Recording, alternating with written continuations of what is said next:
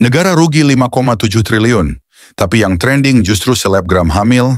Ini bukan gosip. Apakah ini pengalihan isu kelas elit? Saat rakyat diseret dalam kisah pribadi selebriti yang tak relevan, negeri ini diam-diam dibongkar dari dalam. Kasus tambang ilegal hilang dari berita.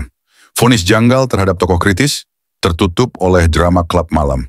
Ini bukan kebetulan. Ini seni lama dalam panggung kekuasaan.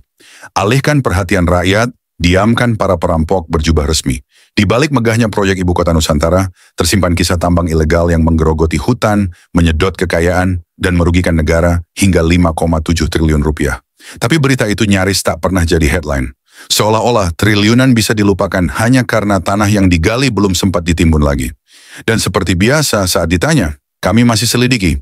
Ya selidiki hingga rakyat lupa, hingga berita basi. Mungkin nanti disimpulkan, tidak ada pelanggaran. Hanya salah koordinasi, seperti biasa.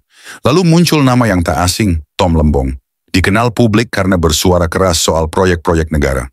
Mendadak divonis 4,5 tahun penjara. Tuduhan? Tak jelas. Bukti? Tak kuat. Tapi vonis dijatuhkan seolah kebenaran tak penting, yang penting diam. Kritik hari ini tak dibantah dengan argumen, tapi dikurung. Dan siapa yang bersorak? Mereka yang alergi pada transparansi. Mereka yang nyaman duduk di atas reruntuhan keadilan. Lalu muncullah pengalihan. Seperti sudah diskenariokan, selebgram muncul bawa kabar heboh, hamil 9 bulan dari teman klub malam. Media menyambar seperti hiu mencium darah. Viral, trending, penuh komentar. Satu-satunya hal yang lebih cepat dari aliran uang tambang adalah gosip tak penting. Dan yang lebih menyedihkan, banyak yang lebih peduli siapa ayah dari bayi selebgram daripada siapa pencuri uang rakyat. Netizen tak sebodoh dulu. Diskusi muncul, kenapa isu ini meledak justru di saat tambang ilegal dan vonis politik jadi sorotan? Kenapa semua media kompak membahas urusan pribadi? Kenapa berita seleb bisa mendadak menggantikan berita negara?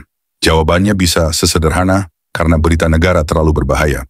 Dan karena dalam negeri demokrasi yang digerogoti oligarki, yang paling dilindungi bukan rakyat, tapi reputasi kekuasaan. Mungkin memang beginilah nasib bangsa ini. Tambang boleh ilegal, asal tidak viral. Kritik boleh masuk penjara, asal yang membungkam punya jas. Dan rakyat, silakan dihibur dengan kisah selebgram, karena tak ada yang lebih murah daripada perhatian publik, kecuali mungkin harga keadilan.